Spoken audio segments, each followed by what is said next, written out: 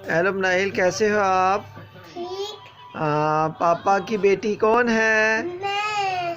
अच्छा जी, पापा अच्छे हैं? हाँ जी। कितने? बहुत। बहुत ज्यादा। आप पूछो ना, और आप कैसे हैं? आप कैसे हैं? हम ठीक हैं। हम तो ठीक है। हाँ जी। आप क्या कर रहे हो? आप क्या कर रही हो? आप क्या कर रहे हो आप? फोन देखती हूँ। फोन देख लियो। फोन में क्या आता है? ये क्या आता है फोन में? फोन में आता वो है। ये आता है। ये वीडियोस देख रहे हो आप? हाँ जी। बहुत ही अच्छे। और क्या नाश्ता किया आपने?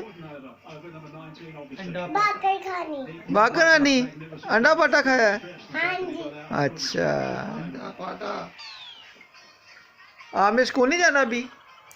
नहीं, बड़ी होंगी फिर बाहर आएंगे तब जाऊंगी। अच्छा, बड़ी होएगी, बाल आएंगे तो फिर जाएगी? हाँ जी। अच्छा, तो बाल कब आएंगे? बाल ईद पे।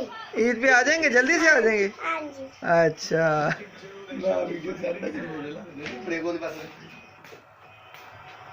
हमारे चैनल को सब्सक्राइब करें, लाइक करें, हाँ जी। वीडियो को सब्सक्राइब करें। अच्छा, और हमारे पापा के चैनल को ज़्यादा से ज़्यादा शेयर करें। हमारे पापा को ज़्यादा शेयर करें।